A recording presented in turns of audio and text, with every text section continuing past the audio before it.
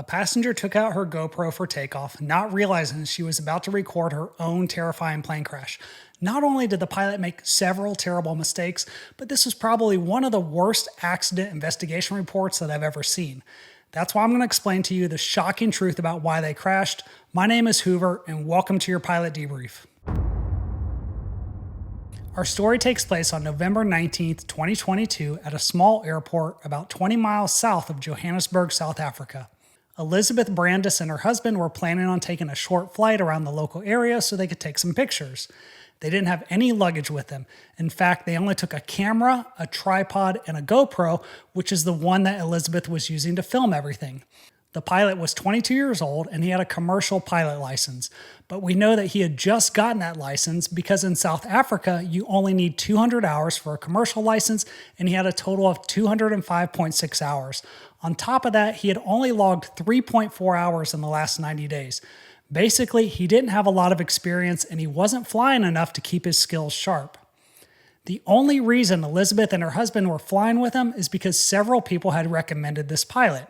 Unfortunately, I don't think they asked any questions and they hopped in the plane completely unaware of the danger they were in. The aircraft they're flying in is a 1964 Cessna 172E, and it's just the two passengers and the pilot. There was nothing wrong with the aircraft. It had a valid airworthiness certificate and it had been recently inspected. Now, the investigation said the max gross weight of the aircraft was 2,550 pounds, but that's not correct because according to the aircraft manual, the max gross weight is actually 2,300 pounds. So I don't know where they got that number from, but regardless, they were still about 170 pounds below their max gross weight when they took off, and they were within the limits for the center of gravity. However, one of the challenges of flying out of this airfield is that the elevation is over 4,800 feet. And that means, based on the temperature and other factors that day, the density altitude was 6,600 feet. And this is frustrating because the investigation didn't bother to do this calculation, and they didn't talk about the effect of density altitude on aircraft performance. Now, even though they weren't over the max gross weight, you have to be careful when you start combining a heavy aircraft with high density altitude. But these were just contributing factors, and you're going to be shocked when you find out the real reason why they crashed. Look at where they start the takeoff. Those white markings on the ground are the numbers for runway 03. This runway is over 5,200 feet long, so that's more than enough room for a Cessna 172, even if you're heavyweight at high altitude. But watch what happens and pay attention to the lines on the runway and the buildings in the background.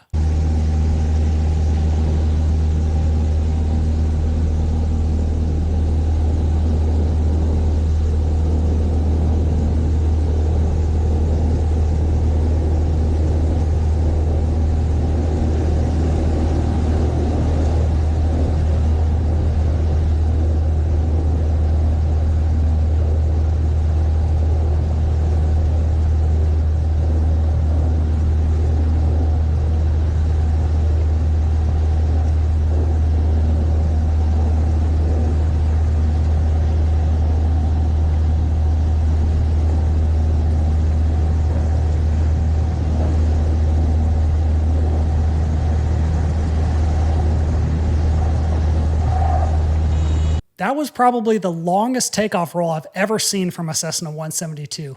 But according to the investigation, the takeoff distance required is 865 feet. If that's true, that means they should have been rotating right after the first white line on the runway, but the investigation is wrong. You can tell that the investigator just grabbed the number from the front of the aircraft manual, because if you look at the performance table in the back, that number is based on max gross weight at sea level with 59 degrees and no winds. If we use the actual conditions at the time of the tragedy, their required takeoff distance was probably going to be closer to 1,200 feet.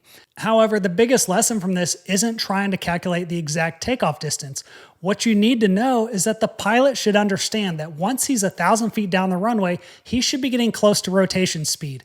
And the easiest way for him to know where that is to use the runway markings, because those lines are 850 to 1,100 feet down the runway. When he doesn't get airborne a few seconds later, he needs to realize that something is wrong. But my guess is he just decided to continue because he figured he's got plenty of runway left ahead of him. Now, he probably wasn't paying attention to the brown building that you might have noticed in the background. That's at the start of the ramp area, and it's about 1,600 feet down the runway, but the more obvious clue for him to use is the taxiway on his left-hand side. That taxiway is about 2,300 feet down, or almost half the length of the runway. And if you were timing his takeoff roll, it took him over 40 seconds to get to that taxiway, and there's absolutely no reason to try and continue the takeoff right now when you've got 2,800 feet of runway left in front of you to abort. Something is wrong, and stop and figure it out. The investigation also said that it is not probable that the takeoff run was initiated at the threshold of runway 21. Even if this is a translation error and they meant to say the threshold of runway 03, the statement is still wrong because they clearly started the takeoff at the threshold. Now here's where it gets a little interesting because the pilot said he rotated at 50 knots with flaps at 10 degrees. According to the aircraft manual, flaps should be up for a normal takeoff, and the only reason to move them to 10 degrees is for short field takeoffs where obstacle clearance isn't an issue, or when you're taking off from a soft field. Now this is just going to be one more contributing factor in the crash, because having those flaps out is going to increase your drag. But I also wanted to bring this up because it leads me to believe that maybe the pilot wasn't using his checklist.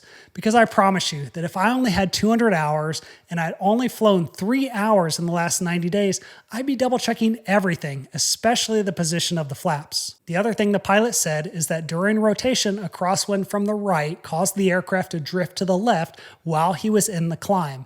However, that doesn't make any sense because the truth is they had a 4-knot crosswind from the left during the takeoff, so that might have pushed him to the right, but there should have been no problem maintaining the runway center line.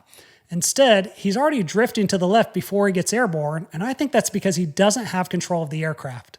Before we look at the crash, I want to point out that he gets airborne about 2,700 feet down the runway, and the sound that you're going to hear is the stall warning horn telling the pilot that the aircraft is about to stall. And also keep in mind that there's no obstacles off the end of the runway.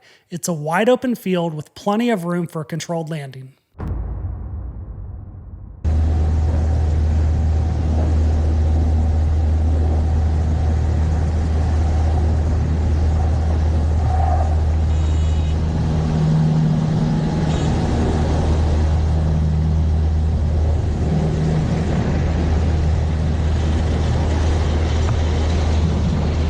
I want to pause right here real quick to highlight that this is not a road that they're flying over. This is the crossing runway, and that means they still have 1,200 feet of runway in front of them, and as low as they are, they can still land straight ahead. And even though there's a chance they might roll off into the grass, it's going to be at a very slow speed, and that's a much safer choice than trying to continue the takeoff with the stall warning horn blaring at you.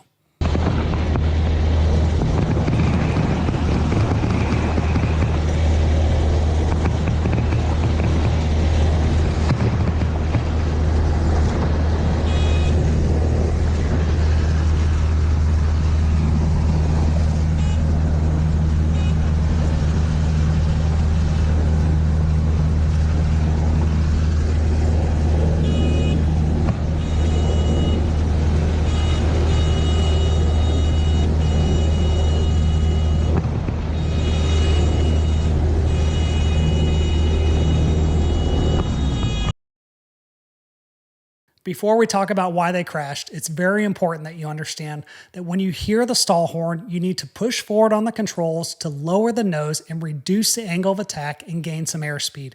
And if you can't do that, then just lower the nose and find a spot to land, especially when you have a nice open field in front of you. Unfortunately, the pilot didn't do that. Instead, he kept pulling back on the controls and he essentially rode the stall horn until he hit the ground. The investigation said the probable cause was that it was likely the pilot had limited runway remaining and he had to rotate at 57 miles per hour instead of 60, and that's what caused him to stall. That was not what happened, and it's ridiculous because in the previous paragraph they said there was ample distance for the aircraft to take off. Thankfully, everyone survived the crash, but in my opinion, the real reason why they crashed can be seen in the video. If we go back to the very beginning, and then later when they're airborne, you can see that the passenger has his door open. The reason he had it open was because he wanted the door removed for the flight so they could film things from the air. And according to Elizabeth, the pilot insisted that the door be tied open to the strut because it would be difficult to align the hinges when putting it back on. Now, the investigation didn't mention anything about this at all, and I'm not sure how they missed this. Having that door tied open is going to create a huge amount of drag that's going to affect your aircraft performance. And when you combine that with a heavy aircraft, a high density altitude, and the increased drag from the flaps, the result is that you're going to have a tough time flying. Now, regardless, the pilot had plenty of opportunities to abort the takeoff or to do a controlled landing instead of stalling and crashing. And this was a terrible investigation because it missed some of the most important details and the lessons learned from this accident. And if you want to see another crash that was caught on camera from inside the aircraft, then be sure to check out this video on the screen, and I'll see you next time.